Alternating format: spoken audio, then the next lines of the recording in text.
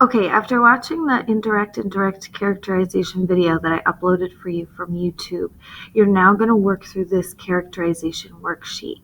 Most of the examples on this sheet are examples of indirect characterization, meaning you have to find the sentence or the words or the phrases in each short paragraph that help you determine what type of characteristic is being shown.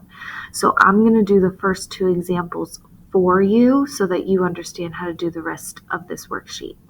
If you look at the directions, because reading directions is always the first thing you should do, it says read a short description of an event, then identify a character trait that is revealed by each action and explain your answer.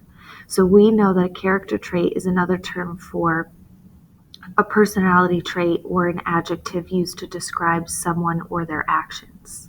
So number 1 says, Jake is Cassie's older brother. One day they are walking home from school when a cold front rolls in and the temperature drops 20 degrees. Jake is dressed more appropriately for the weather than Cassie. He takes off his hooded sweatshirt and offers it to her. She gratefully accepts. Now Jake is colder, but he is happier. So what character trait does Jake demonstrate? Well, we need to first figure out what sentence shows us that. So if you can see on my worksheet, I have underlined, he takes off his hooded sweatshirt and offers it to her. This sentence shows us that Jake is caring or well-mannered or any other adjective that you can think of that is similar. So you would write caring or well-mannered in the line. You then need to explain your answer by referencing the text.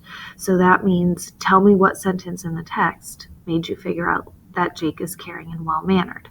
Well, Jake saw Cassie was cold and gave her his sweatshirt. What does this tell us? He sacrificed his warmth for someone else. So write that in your response on your paper now. The second question asks, Craig is a football player training over the summer for the next season. The coach demands that all players come in at 6 a.m. and lift weights until 8 a.m. when practice begins. Craig gets there at 5 a.m. to begin his training.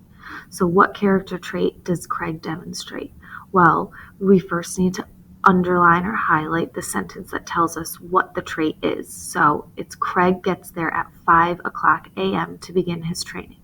This shows us that Craig could be considered dedicated, or he might be an overachiever or a perfectionist, any adjective that would go along that line.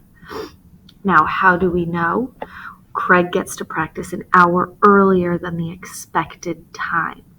By doing this, he is going above and beyond what is expected of him to do.